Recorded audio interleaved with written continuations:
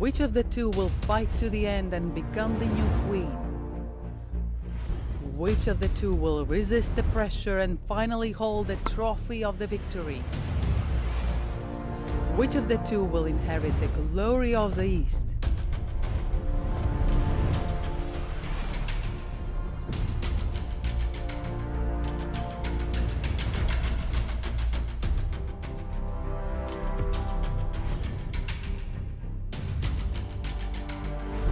Very soon the battle of wisdom is about to begin. A breathtaking confrontation across the chessboard is imminent. 那我觉得每一次对抗赛都是不同的。我的目标就是认真的去下好每一 Ju 盘棋。 Wenjun has a really strong heart. She will excel at seizing any opportunity. Her willpower will be released on the chessboard, determined to retain her title and stay at the 以 top. 前的比赛每一场棋其实都会是难忘的，但是我觉得在接下来的这场比赛将会是我职业生涯当中最难忘的一场比赛。 Lei Tingjie is the new challenger. She will fight for every inch of the board, eager to showcase her fresh energy and aspiration. Two strong players from the mysterious East, the best teammates and toughest opponents. On the stage of 64 white and black squares, they will demonstrate their best performance and unveil unlimited, exciting possibilities.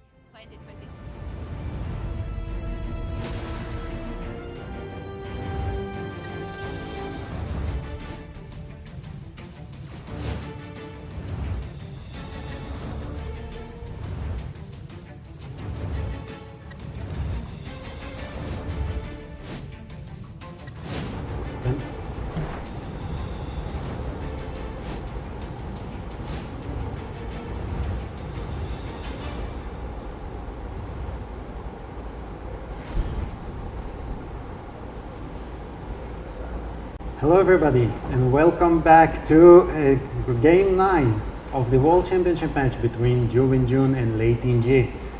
The match is held in Chongqing, China. Alongside me is Grandmaster Shui. Hello, Alik. Hi Shui. I'm Alik Gershon and we will be with you throughout today's game. Shu, 4 games to go. What are we to expect? I think the games are more exciting and the atmosphere here is more nervous, more amazing, and I can feel the fire from all the air in our playing hall. Absolutely, the tension is rising. We can feel it. We can see the standings so far. The world champion in game 8, she managed to equalize the game. The game was really a seesaw. A lot of opportunities for both sides. For the world champion, she was pressing. She had many chances to win the game. The challenger had quite a few opportunities to equalize, even in a seemingly hopeless position. But all of that is behind us, of course. The players had a good rest. Yesterday was a rest day. It was very important, I think, for both players, especially, I would say, for Lei Tingjie, to regroup, to calm. How did you? We watched the press conference after the last game. What were your impressions of Lei Tingjie's reactions after the loss? I think Lei feels not too sad or some emotions like that in the conference, and what I remember most is when we asked Lei what about Rook d4, and she missed in the game, and she said maybe someone told her after the game. And when we asked her Ju Wenjun, she seems not understand what is happening after Rook d4. Yes, it seemed exactly. It seemed that both players really were not aware of the opportunity of Rook d4. But I really love the attitude of both players, to Yes. be honest. And Lei Tingjie said when Anna Cantane asked her a question whether both players had seen an option in the beginning, in the opening, to White could have played d5. Nothing major was Yes. happening there, and Lei Tingjie said, "Well, if I didn't see this move at all, then I deserve to lose." Yes. So I kind of I loved it. She was very relaxed. She was actually normally, I'm used to players, especially on such high level events, to be grumpy after a loss, but she was smiley, and I was actually very surprised by her reaction. And we see both players with the officials. Shu, can you Yes. tell us who are the officials making the first moves? The white color who helped Lei to play the first move is Wang Shengao, chairman of the Standing Committee of Changsha District People's Congress. And the black who helped Ju Wenjun to play the first move is Xiong Bing, national model worker. Okay, so the ritual is there. The ritual was performed. Both players are ready to start the game. It's an important. So we have reached, as we said, the score is tied for 4 points each. You can see Lei Tingjie Yes, is smiling, yes. and Ju Wenjun is very concentrated. Yes. Each player will have 2 white games left. Well, beginning with today's game, each player has 2 white games left. How would you assess what are we to expect in the next 4 rounds? For this round, I think the situation is changed a lot. Before this round, we said Ju Wenjun is the player who Lei Tingjie is leading in the score sheet before the 8th round, and Ju Wenjun is the one who must push for a win in the last few games. But this round, Ju Wenjun is taking her black, and the score is 4-4 now. Maybe Lei Tingjie is the one who needs to play more active. I agree absolutely, because the weight of every white game now is enormous, right? Yes. You only have 2 games. Of course, if you lose with white, it's a disaster. Let's call the baby by its name, right? So you have to try to push, but you have to be very careful not to over push, because 4 games is not 12 games, it's not 10 games, it's not even 6, right? You will not have too many chances to recover. Especially, both players have shown they are really at par with each other, right? The strengths are very similar. The fight is very narrow. So one mistake might be the end for Yes. one of the opponents. E4 or D4? I think. Okay, I go E4. You go E4. I go E4, yeah. Maybe if we predict the E4, we will see a D4 eventually. Because I'm still not sure. I still think that there might be a surprise waiting for the last games of the match. Yes. And actually, I think at least now the 4 games of Lei to play E4 with white seems like she was all make the a success in the opening. So I still go for E4. You go for E4. Yes. Okay. Shu, before the game, you told me that in the Chinese segment there is a Yes. big poll going on. People were trying to guess which color will Lei Tingjie wear today, right? Yes. Because in the first game, she wore in the first game in Chongqing, she Yes. wore an orange Yes. outfit. Last game, she had a green outfit. Today she is wearing white, and our chat is also noticing that. Yes. She is playing white with the white, dressed in white. Ju Wenjun is playing black, dressed in black outfit. And we have the handshake, and game 9 starts. E4, you were right. E4 is played by the challenger, so she really keeps this E4 thing going on for her. And we see C5, a Sicilian game. Oh, this is surprising. Surprising, yes. Because that means, and we go for the Paulsen variation, we see that the world champion wants to put some pressure on white with Sicilian. Yes, and I want to guess now. Maybe Lei will play C3. Okay, just a guess from my side, because when she played, I have no chance to guess it.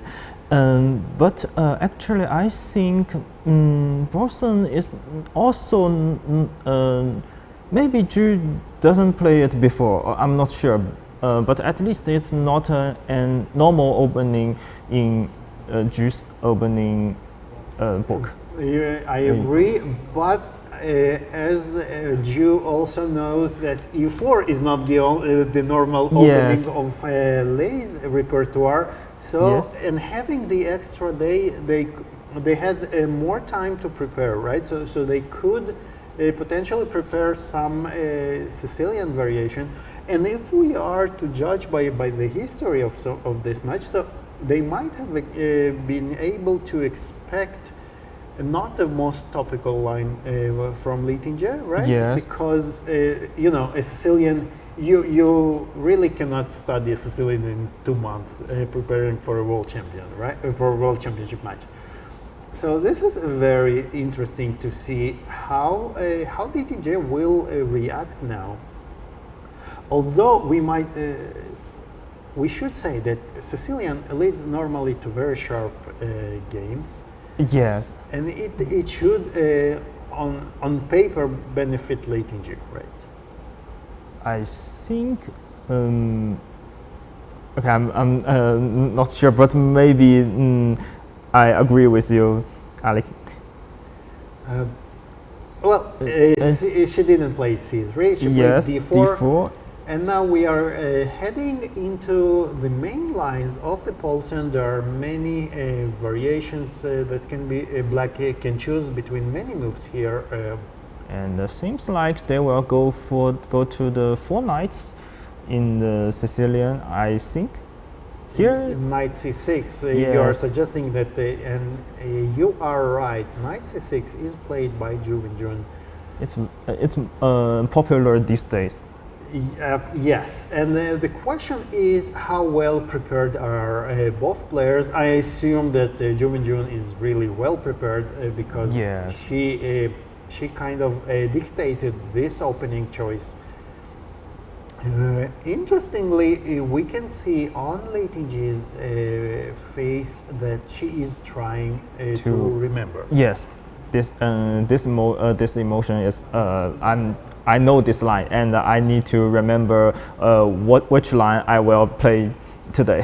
Absolutely, and this, at least on the face of it, it looks like she was not ready to face Sicilian today. Yes, or maybe Sicilian, but not this line. Absolutely.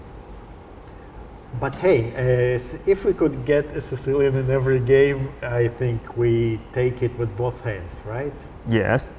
And she takes on C6, which is... Can you tell us something about this? Yes, and because actually I played a lot of games with black in these days, so I know. So. Yeah, what are the general ideas in this one? And I think first Knight C6 is a move more popular these days, because after if let's say Knight DB5 is an old line, and first black can play D6, and after Bishop F4, E5, Bishop G5, we goes to switch this Sveshnikov. Yeah. Yes.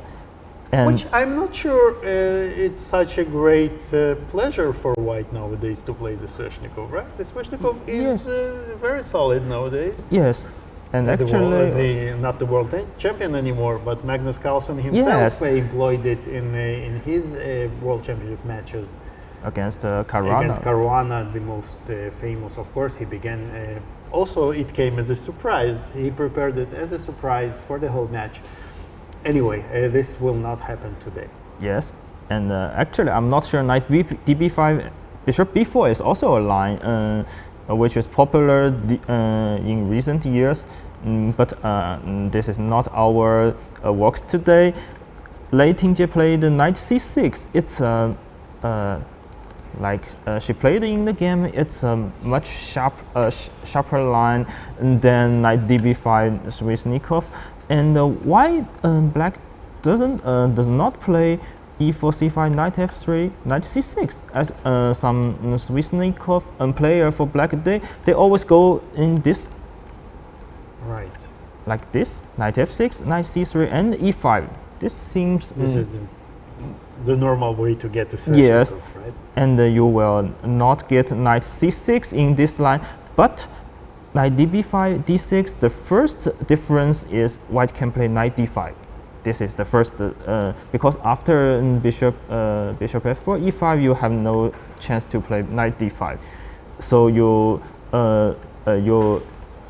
have a chance to avoid this line, but you need to know a line like knight c6. So one more line, but one. Yeah. One so you dodge one line, but you give your opponent another opportunity to. And let's mention bishop b5 is also a very big work. So Ju takes knight f3 e6, which means she doesn't want to see knight c6 bishop b5 Absolutely. In the game. Because I play black. I like to play knight f3, knight c6 with bishop b5. You like to play this with black? I like to play this with both colors. Okay. So when I want to, because we can say knight f3 e6 and d4 takes knight f6, knight c3, knight c6. This position is also I can play knight c6 like this. Now I can also play e6. It's the same. Yeah, absolutely, yes. But I want to play knight c6 to give. You want to give him a chance. Yes, I want the chance to play bishop b5. Okay. By the way, guys, today, as you can see, we made a slight change in the interface. You can see a tiny yellow arrow showing the last move, which was made on the board to make it a bit easier for you to follow, at least to know what was the last move. Yes, sorry, please continue. And let's go back to the game. Here, knight e4, and Ju Wenjun played bishop b7. It's some move maybe quite new for some fans, because queen c7 is the most natural, and I think if you play this line, the queen c7 is very famous. Yes, and I think you can show there are lines where white king travels quite a bit along the board. Yes, like this line, bishop b4, king e2. Here f5 is also a move, but if you play bishop a6, I will go for king f3. It's a crazy line. Unbelievable. In the middle of the opening, move 12, the king is on f3, which is the best square for the king here, right? And yes. White actually has an advantage here. But bishop b7 was played. And this line, I think, is also popular these days. Actually, Richard Robert plays against Philosia. Maybe I'm not sure who plays white, but he plays in classical games in this year. And some strong players like Fedosiev also played this line for a lot of times with bishop b7. And the point is that we want to play c5, opening the bishop eventually, right? Yes. And let's show some lines. For example, bishop e2, and the bishop e2 is on the board from Lei Tingjie. And some line like c5, castling, queen c7, knight d6.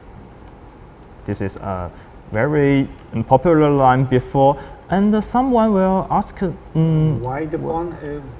It should be said that the pawn is untouchable. Yes, you cannot take on d6 here because after c4 the queen is in the pin and you lost your knight. Unfortunate. And the queen c6. But queen c6 creates a problem for white, right? We yes. have a threat of our own. Some knight c3, maybe knight e3 is a threat, yes? Yes, for example, if you play c4, knight c3 is actually at least black is not. Black is not worse, maybe not much better because yes, white has bishop bishop f3, yes, with some complicated play to follow. But and c5 is on the board. You know, in this position, queen c6, f3. Normally we play the c4. This is a very normal line. And after it's important to say, right, that c4 is made to prevent white from playing c4, I presume, yes. because if white manages to play c4, black, first of all, the d6 pawn will be very strong, very annoying, and black will have not so good, will not have too good play spots for the knight, right? Yes. So the pieces will become a little bit uncomfortable. Therefore, we have to play c4. As you can see, the theory eventually develops because each side wants to pursue their own plans, right, to yes. achieve something. So those moves are not just considered to be a theory because just like that, right? They do have merits. So, okay, sorry, I interrupted you. c4? And the c4 is a move which played a lot in the past. But let's show after c4, queen d4, castling, and bishop c4. And for example, maybe black will take on d6. And some moves like b3, bishop b2. Computer will say that the position is close to equal. But I really like white, and I actually also like white here. Yes, I think I wins a lot of games with white in blitz. Maybe I'm not sure it will be count on my games online, or maybe just some training games. But it's really hard for black to play. But Fedosiev played a very strong move here, a novelty in maybe 2022 or maybe this year, e5 for black. I'm sure if e5. Yes. Wow, this is a surprising move. I'm sure if they go to this position, Ju Wenjun will take this e5. I'm very sure because this move confused me a lot when I play white. After e5, white cannot get. So, advantage. Are we witnessing really an all-out fight by the world champion? Maybe she feels that now it's time to put pressure on the challenger, not to allow her, you know, this kind of smallish advantage types of positions, you know, just say, let's go all out because, you know, if you lose with black, it's bad, but you still have 2 games to recover. If you lose with white, you're in big trouble. An interesting strategy, and it has to be said actually that Ju Wenjun has been here many times before. Yes. She has played World Championship matches. She has been in those situations, both when she had to catch up with her opponent, like in last game. Also, she knows she has been in those situations where she wins and catches up, right? Yeah. Because the dynamic really changes dramatically, the dynamic of the match or the psychological situation. And maybe she feels that it's her time to throw some punches, you know? Yes, and actually this game is the game which her emotion is much higher than Lei's.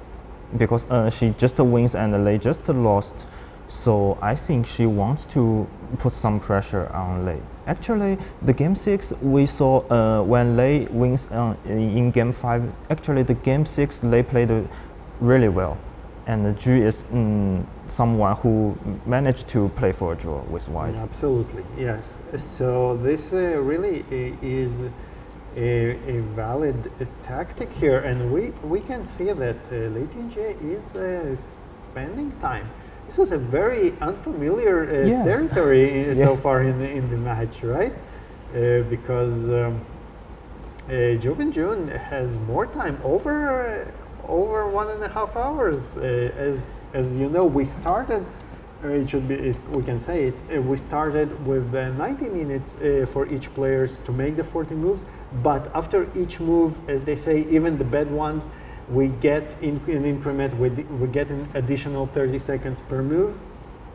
So this explains. It's not a mistake. This explains why the players have more time than began with. And really, the challenger seems to be out of book by now. Is that so? Yes. I'm not sure. I'm surprised because, as you said, this is the most topical line so far. And if Lei goes for this line with bishop, with knight takes c6, and followed by bishop e2 later on move 11, or sorry, not move 11, it was move 8. Yes, move 9. So she probably knows what she's supposed to be doing here. Maybe she is trying to remember, maybe she's choosing where to go, what to do. Are there options, other options except for a short castle here? I think short castle is the in my memory is almost the only move. Okay, here, it looks extremely logical, of course, because once given the chance to castle, why not to do that, right? So we might as well castle, especially because of the fact that you showed that even after queen c7, we will still have the option to play knight d6. Yes, which is a very tricky move. But let's, you know, as you started explaining to us, so e5, it looks. Yes, it's. I must say, it looks very, very strange to yes. me. The very idea of playing such a move, it would not even cross my mind. I have to admit. So. Okay, I have to say,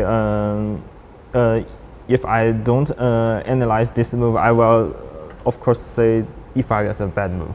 It looks very strange. But the point after e5 is, for example, white needs to play c4, or maybe you have no other good moves here. And c4, I will give my knight to f4. This is the point behind the e5 move, of course, to get a grip of this square on f4. And white have to take queen d2, and after castling, black gives up the pawn. But when you take on f4, black will go rook ae8. What black wants to do is to play rook e6, rook fe8, and attacking on your d6 pawn. Actually, sometimes white can manage to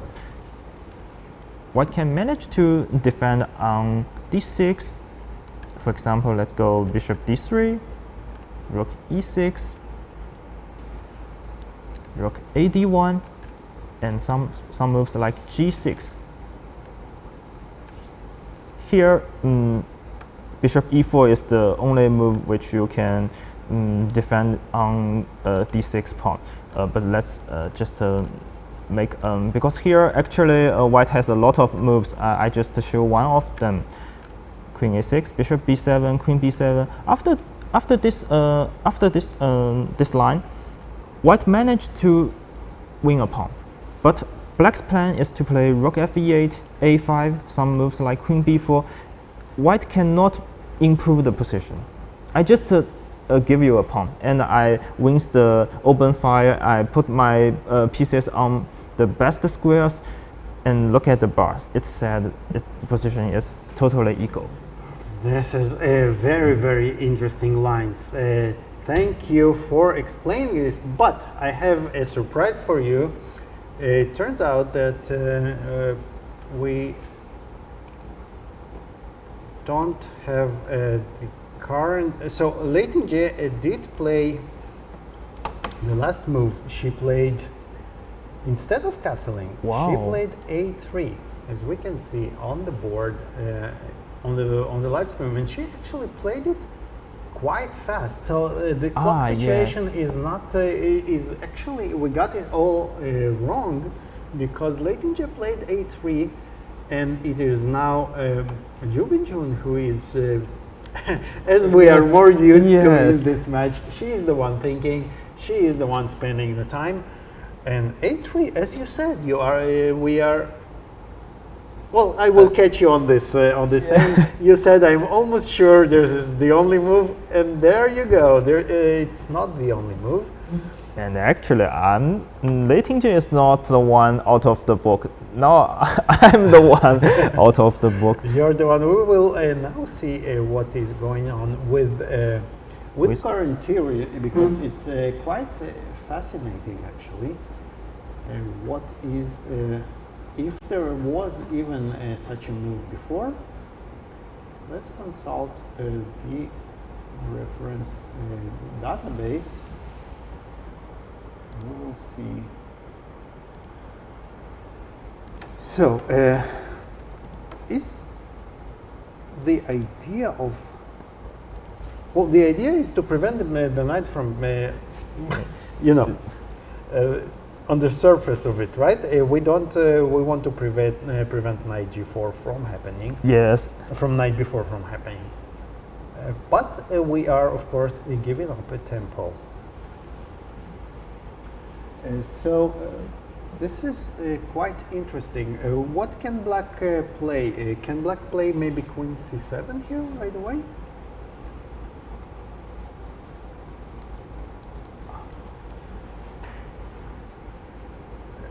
Okay, let's let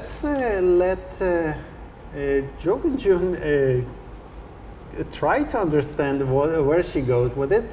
I think it's a good time, Shu, to take a look at the highlights of round 8, because it really affects how the players feel today. Let's take a short look.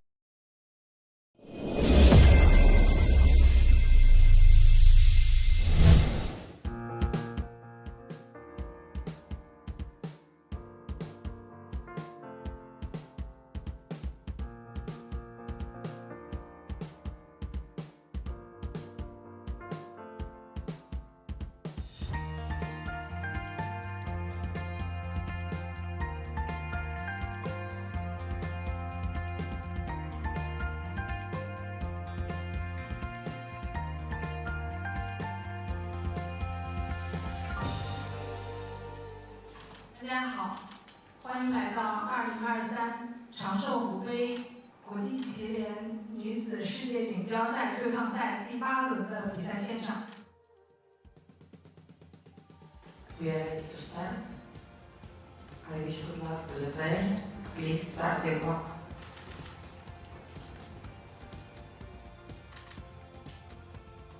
After an extremely dramatic game, Ju Wenjun, the world champion, managed to equalize the score, and we are now tied after 8 games, 4 points each. 4 games to go. Who will be the next world champion? 这盘棋的话，可以发现这个双方下的跌宕起伏啊，也是非常精彩的一个残局的一个对决啊。然后Ju Wenjun目前来说是取得了这盘棋的胜利。然后在之后的话，现在的一个比分是4比4打平。比赛既然已经到了这个阶段，我觉得就是去下好剩下的对局吧。这盘棋可能我下的就是用势不太好，然后在后面防守阶段的话，我觉得也会有一些问题。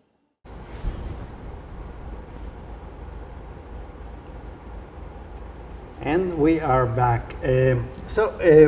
Ju Wenjun is out of book after a3. Yes. We are out of book, and apparently there is no book, so A3 is a novelty. Yes. According to my database, at least, A3 is the new move, and again, Lei Tingjie is the one to surprise her opponent in the game. So we have to kind of take back what we saw because of this slight technical glitch that we had in our software.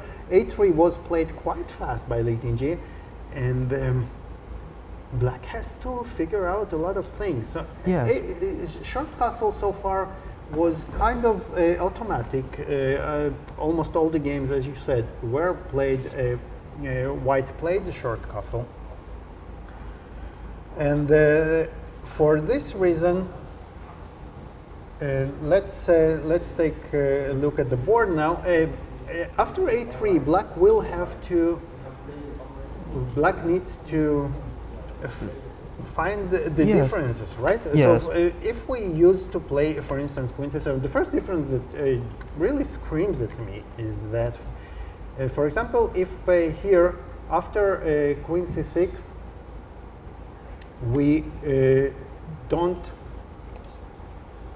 make a so if we don't because we don't have a castle, so this is not a threat.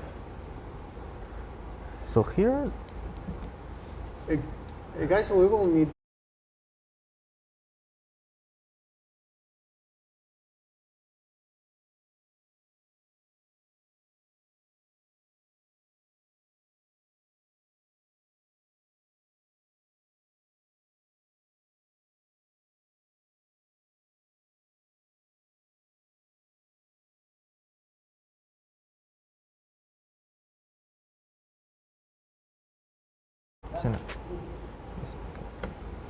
Okay. Sorry, guys, we're back. We were experiencing a very short technical issue.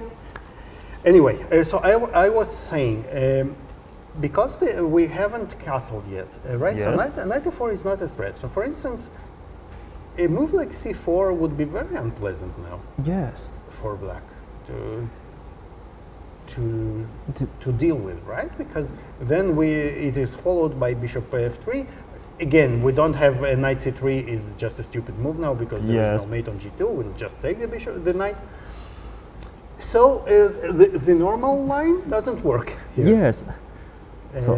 But of course, because we haven't castled, so there might be some checks that need to be checked. Although I don't think it's so stressful for white, because we can always play. For instance, if we give this check here, right, and after queen a5 we go bishop d2, nothing happened for white here. So I think Lei, maybe she played. Her team prepared a3. And it's it looks like a very tricky and interesting home prep indeed. Yes, so they really do a lot of jobs on home preparation. This is quite amazing, actually, because the amount of work that had to be done. Really, a big shout out to Lei Tingjie and her team, which seem to have covered a lot of ground during, and it has to be said, she didn't have such a long time to prepare. Yes. Her match against Tanjong ended in the beginning of April, right? So we only had 3 months to prepare. It's not such a huge amount of time. And we have to mention that in Lei's games against Tanjong, she played all the games with d4, maybe some c4, knight f3, but not e4. I'm sure she doesn't play e4 against Tanjong, so she changed her openings after. Yes, the whole repertoire was changed, and it is quite amazing. It's just, to me, it's mind-boggling. You know, the amount of work you had to do in order to cover all this, all those lines, and you are playing it. You know, you're not playing it in some district championship. It's a world championship. You know, against the current world champion. So really amazing to me. Rook c8 was played by Ju Wenjun, and I think her reasoning is the same as ours. Yes. Queen c7 is not a good move here. It seems to not be a good move, at least. But now we always have to check whether it plays to white's benefit or to black's benefit, or the inclusion of those two moves. And I wanted to ask you, is c4, so c4 without a3 has been tried, I think it has been tried 4 times in the past. Yes, and I think c4, knight b4 is the move. Knight before, also knight e3 was also actually tried here instead of if we're talking about here. So once black played knight before, and the other time actually this was also a move, but it looks like and the computer also likes white here, because it seems that really the position is very nice for white after this exchange. Actually, I think I have analyzed the move c4. I remember knight b4, the position maybe goes better for black with the plan of, for example, queen b8 and the knight c6, knight d4. It's this is so. For instance, we have to defend the knight on e4. Yes. Queen b8, very nice move. Hitting the pawn on e5. The knight, as you said, will go back from c6 to d4. And you have to play some moves like bishop f4 to defend e5 pawn. Then you cannot play bishop e3 to defend on d4. Absolutely, this is the point. And black really manages to get a good position. But after a3, rook c8. Now, this is actually a very annoying move for black, because knight b4 is not the best move now anymore, right? Of course. So we have to find a better way to play here. And here, actually, black might have to go to e3, because other moves are really way too passive. For instance, if we go here, we allow this to begin with. Yes. Because bishop e7 is impossible because of knight d6, hitting the bishop, this very annoying fork, just winning the bishop on the spot. And if you go queen c7, knight d6 now, you have to take, and I'm hitting your queen. Queen c6 is impossible, because you look at the unfortunate situation of the pieces, right? Yes. So and black would have to go here, and I saw the engine said castling, but I really want to play bishop e7 here. Yes, bishop e7 indeed looks very, very tempting, because you totally black pieces are totally paralyzed here. So of course, if you get here, you have done something wrong with black. So we have to go back and see where black can improve.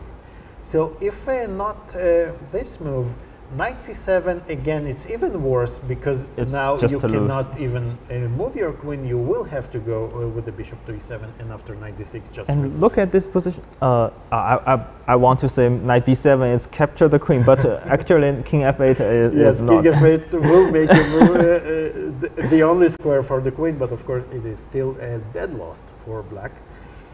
So that means that we pretty much, of course, knight e7. Let's cover all the moves by knight. Of course, this is mate in 1, a beautiful mate in 1, I think, on move 12, just to show you how things can go wrong for black. Knight e3 is the only move here after c4. It's you have quite to take. forced. We will take. And now I think bishop f3 looks also quite natural to me, because you want to neutralize this bishop, right? This bishop is the the strongest bishop I have ever seen. I think absolutely, and actually, it's the only piece that black has that left the last rank. Yes, so we might as well exchange it. And now, what do you think about this position? I think I took all the easy part, and now I leave you with the hard part, explaining the valuation here. I'm not sure the position white will be better, but I'm sure I want to play white here. This is what I'm sure, because white has two plans after when reached this position. The weakness for black is on d7, and maybe I can go rook d1 and double the rook on d5. Maybe black is not easy to hold on d7. This is the first. And the second, maybe white can go some moves like queen g4, f4, or h4. I'm not sure, on attacking on king side. And actually, I could not find a really good plan for black. Maybe the best plan I can find for black is to play some f6 after some moves. For example, bishop e7 and goes f6, castling, then f6. Which is yes, maybe some moves later to play f6 is the only plan. You mean castling for black and then f6? Yes, at some point. Yeah, this pawn on e5 is extremely annoying. Yes, it kind of keeps all black pieces tangled on the last three ranks, and as you said, this is a weakness. Those pawns are also, I will not call them weaknesses yet, but they, first of all, they are positioned on the dark squares, which is not so good, not good news for the bishop on e7, of course. So yeah, all in all, it does look to be slightly more pleasant for white. But not the end of the world for black. Right? Yes, actually, if black choose to play this kind of openings, it will always go some lines like what we saw. I have another question. Do we have to play c4 here? I think this is the question why Lei is still thinking here. Yes. Because, well, first of all, she needs to evaluate this position after knight e3. Yes. But she was actually she was ready to play it here, right? If black wanted. Oh no, okay. After she played a3, she was basically ready to play play this kind of position, because I think you will need to play c4 sooner or later anyway. Even if now knight to prevent black from playing c4 later on. So she must have at least taken a look at it at home. And the rook c8 actually is some move which means black will have chance to play c4 in any time. Absolutely. So if you don't play c4 yourself, and I think black will be very happy to play c5, right? Because it frees the bishop finally, and it gets this pawn advance a little bit. It might be exchanged for one of the white pawns, or just in general, it looks like a beneficial thing for black. And for example, now if white play castling, black plays c4, then queen d4 is not really a big problem for black. But maybe now c4, according to the bar, is not the best move for black. But if you play queen d4, I can play queen b6, which prevents you to play queen a7 and bishop c4. So after you, for example, you change the queen, I take it with knight or pawn. They are all good moves for black, according to me. And then this kind of endgames I will prefer to play with black. If we go to the endgame like that, the pawn on c4 really controls too much on the queen side. So now Lei needs to find c4 to play with her or play with her opponent.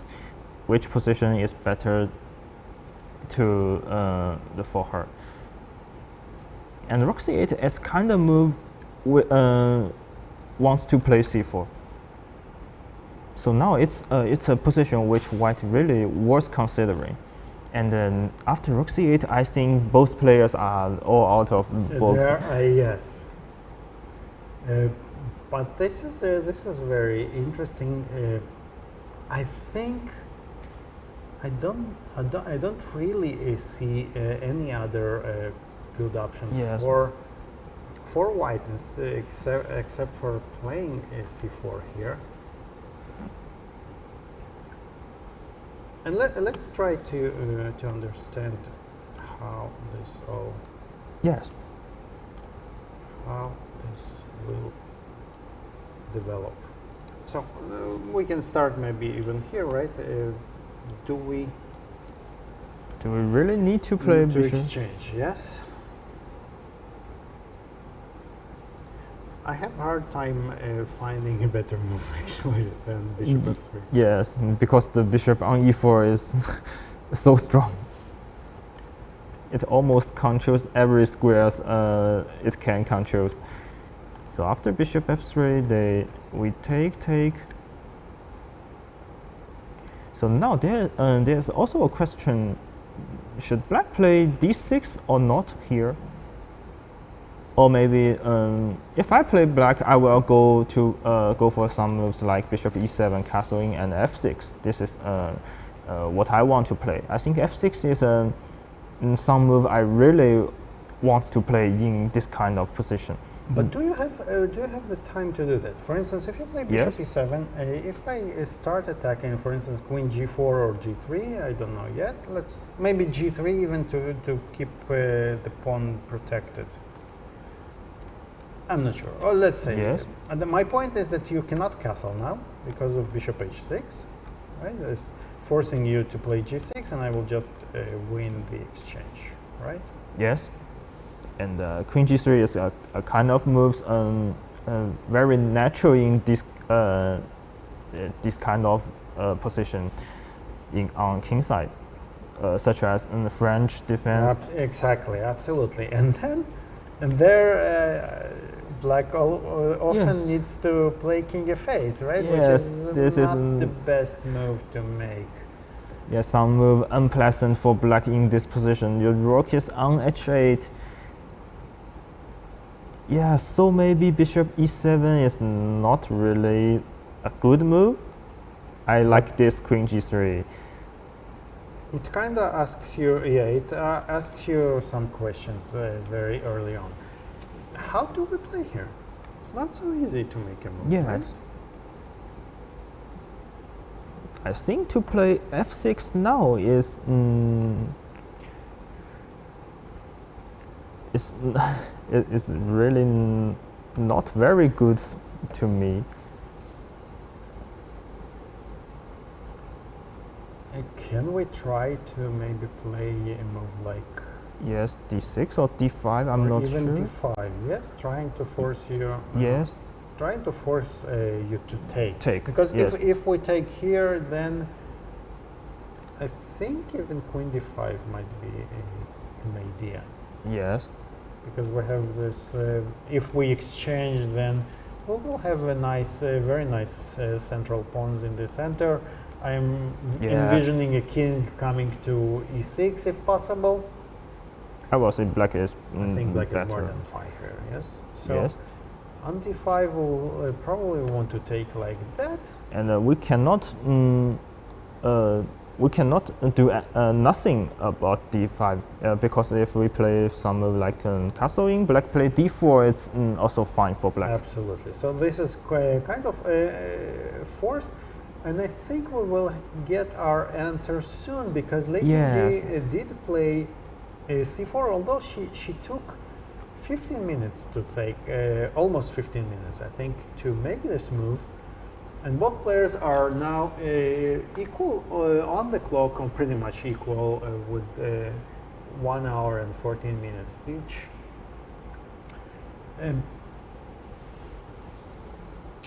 So interesting that she took this long to play what looks to be an obvious move, which she was also preparing, right? See, a3 comes to prepare, obviously comes to prepare c4. Although rooks, maybe, you know, oftentimes I would not read too much into her taking this time because she of course, she knew the idea, right? But when hit with an unexpected move like Rook C8, she probably wanted to make sure that she doesn't miss some Yes. important differences that she could maybe punish her opponent for playing Rook C8. Yes. Right? Sometimes one part is she have some chances to punish her opponent. Another part is if I play c4, maybe I will be punished in some line. Yes. Yes. This is also very valid. And Ju Wenjun is thinking now, although in her case it's really not much that there is to think about. Yes. Although there is one move we haven't covered, and it is to play knight before anyway, because if we can play knight e3, why not knight before? Yes. Right. So if you take, I can take here. And what is this? So there are many things that can go. For instance, I'm gonna throw one idea here. So first of all, we have a move like this. I don't think it's good, but it's quite nice. Yes. Because it shows that you, for instance, you cannot take here because there is checkmate, of course. And but if you play bishop e7, I think I can take and rook b1, and now yes, this is hanging. Yes. Yes, and I think yes, I think after bishop g5, it's the position is better for white. Yeah, because you also don't have f6, of course. Yes, here I have. I will take like that. Yes, I also like this move. Yes. Yeah, and, this is checkmate. Also a nice line. Of course, it will not happen, but we can have our enjoyment here with those pieces. Ju Wenjun plays knight e3 as expected, of course. And I think bishop. The next couple of moves will be made quite fast. Bishop takes e3 on the board. Bishop e4 is also on board. The knights are exchanged, of course. Okay, here. This game will not go for a pair of bishops game. Yeah, both players have their pair of bishops.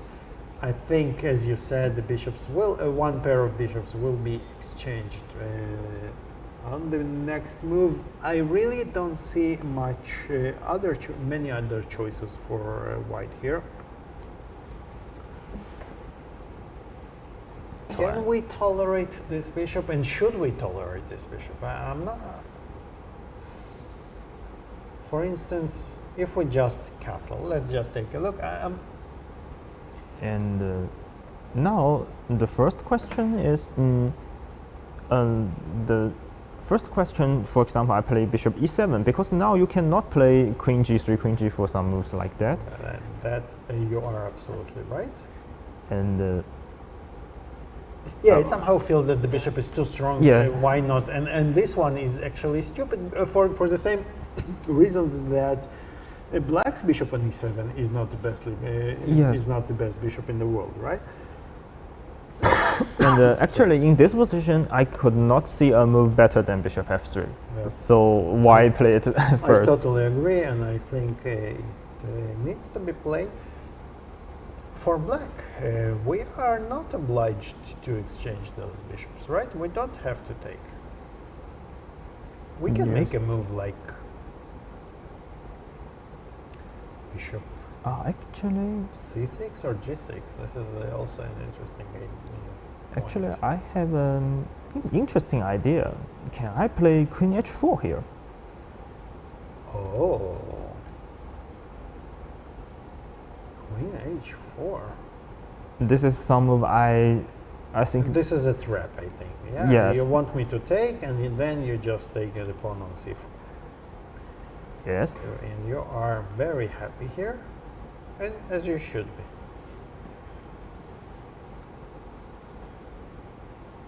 Oh, this is interesting.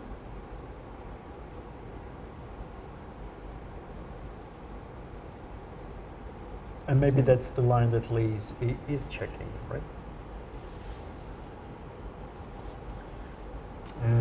Let's see how the players are. Okay, what else do we have here? If I take, you want to just take on e4, right? Yes, and now I attack on both of your pawns, all of your pawns, 3 of your pawns. Yeah. And this is not the best. For sure, this is not the best way to play to play against Queen h4. How do we manage to prevent? Maybe just rook c1, you know? yeah. And look at this. Lei Tingjie played short castle.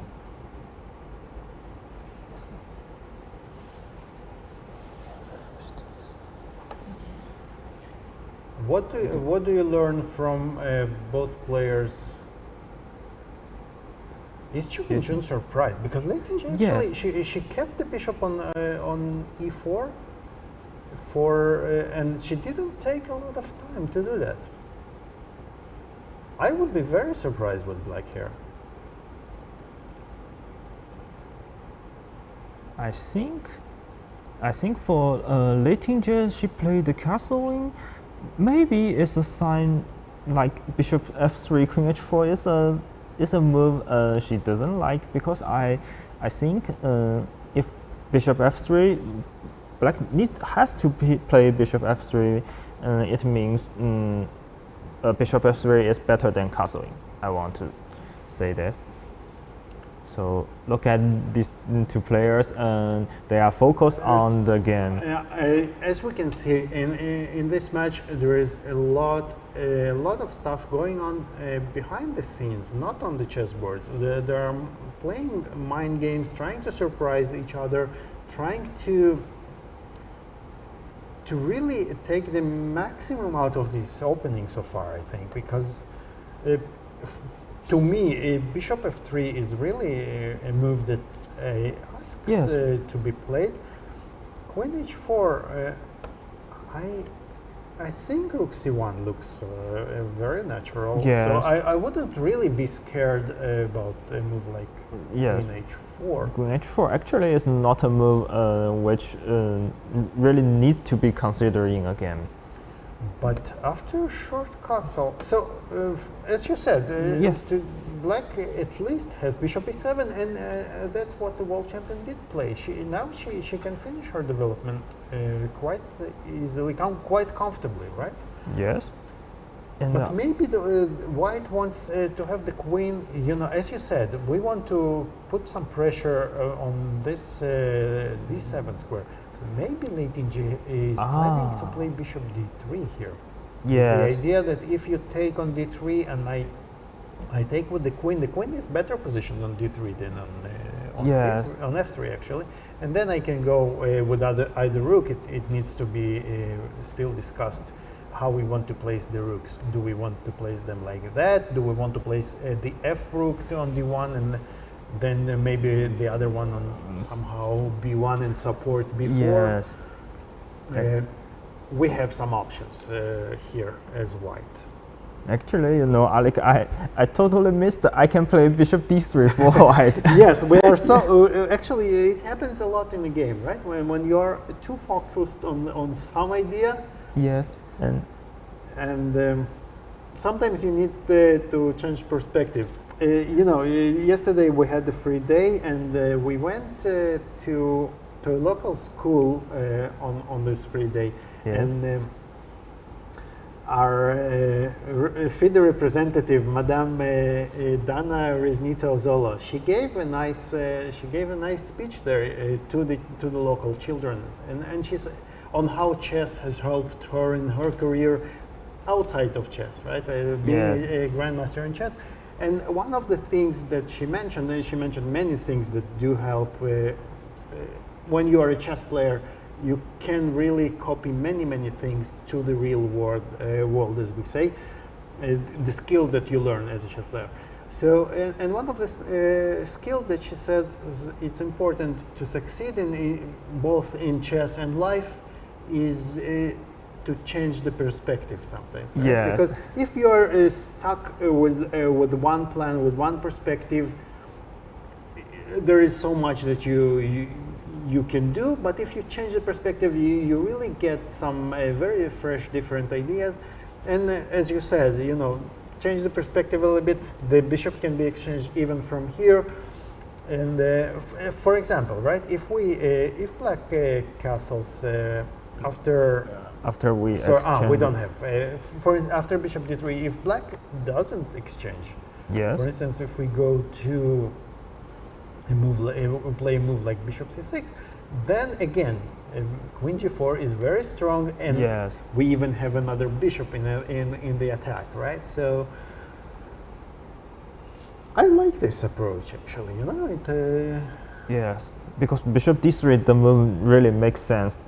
The castle in kingside is the move which is totally different from bishop f3. Absolutely, and if you take, and then now you castle, then.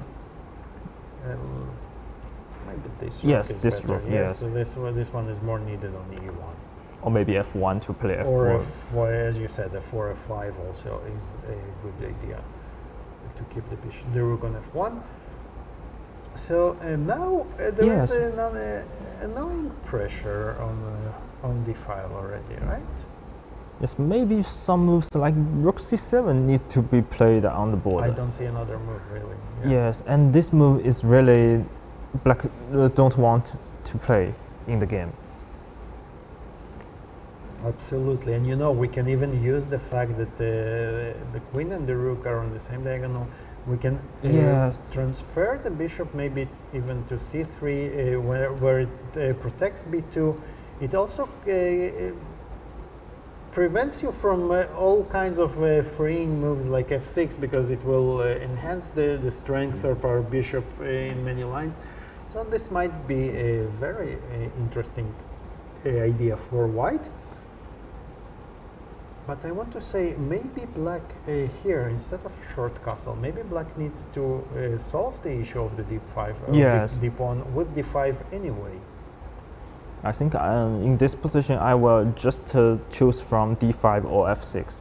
And I'm sure I will not castle in to give you play rook a d1. Absolutely. But again, if you play f6, you know, you might you need to be careful, right? Not to get stuck in the center with your king, because, for instance, if we take, now maybe we can still play a rook d1. Yes, the b2 pawn seems not really. I would be a bit scared to take this this pawn so fast, or even maybe this time even with this rook. Yes. And now we can attack the bishop, and we enter on the 7th rank. I take white here. Yes, of course. so maybe let's go to d5. Yeah. So yes, d5 is the move. And now again, if we take, so I think that if we exchange the queens even, it should be slightly better for white. Maybe not enough. Yeah, it should be a position which has only two results. White, maybe 10% for white to win and 90% to draw. But maybe it's. I will go for it. Is it enough for the challenger? This 10-90. I think. Wow, this is interesting. So she. Wow. This is really interesting because it feels like she is trying to make fun of us a little bit. Yeah. She played castle to let us try and explain how she will play bishop d3, but then she goes to bishop f3 anyway, which actually doesn't make a lot of difference.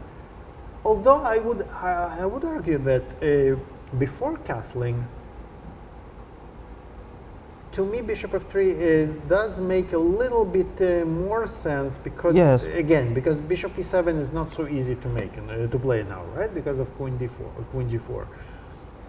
So maybe maybe it is a small concession.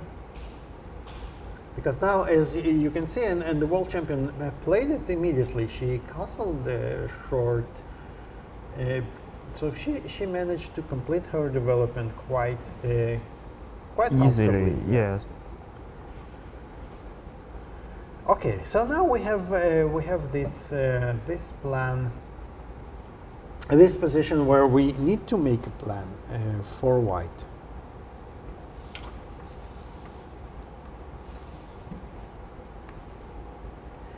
And you know, there are many moves that can be made. There are many moves to choose from.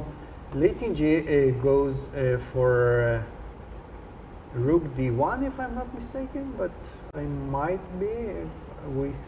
Yes, rook a d1, as we expected. And now I think Ju Wenjun will take some time to choose from the various setups that she can make for her pieces. And we can use this time, guys, to take a look at a recap of the very, very emotional, very tense round 8, where Ju Wenjun, the world champion, managed to equalize the score in the match. Let's take a look at this.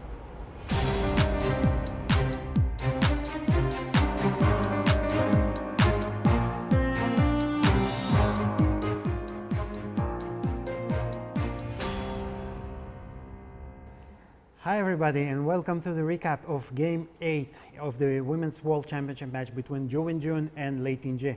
Ju Wenjun was white in this game in a very important game for her white pieces, and after an exciting roller coaster game, she managed to equalize the score. Let's take a look how it happened, because a lot has happened in this game.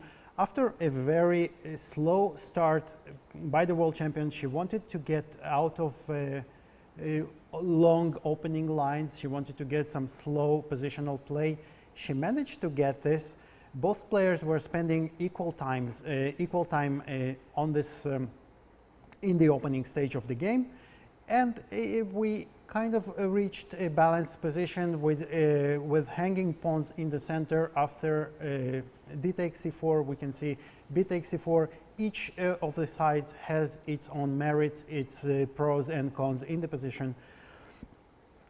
And the first important moment came here, where the world champion chose to go c5. This is a move which is normally not considered to be advisable for white, because it gives black a very good squares. It stabilizes the pawn structure for white.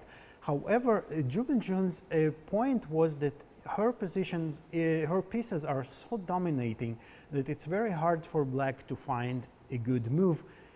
But Lei Tingjie did find a fantastic resource, just as she had done in many times before. She sacrificed the pawn, a very, very strong positional sacrifice, but that allowed her to exchange many pieces to activate her own pieces. And now we can see that black pieces are well coordinated, whereas white pieces are poorly coordinated. There is a problem with the a3 pawn, with the bishop on b2. All in all, this was a very strong sequence by black, which allowed her to equalize the game, followed by this very strong queen a5 move. The white queen on a4 is extremely strong. It protects the pawn on d4, the pawn on a3. Once it's exchanged and the rooks are exchanged, white cannot hold this pawn on a3 anymore. And Ju Wenjun went for the best practical chance she had to play d5, to activate this bishop, and use the fact that the e file is pinned, the pawn on e6 is pinned because the bishop on e7 hanging. But here, the challenger, Lei Tingjie, could have had a very, very simple, very practical way to make the draw by sacrificing a pawn on e6, but forcing all the rooks to be exchanged, and then she could even go further and exchange another pair of minor pieces. And 3 against 2 is really a very drawish position, almost no chances for white. Instead, she played an inaccurate move, knight b3, after which it already becomes very tricky for black to defend. The position still remains about drawish. It's not equal. White has the domination, but it becomes much more tricky for black to hold. For instance, here after d takes e6, the best chance was to still take on a3. Of course, if you want to take on a3, it was much better to take on the previous move.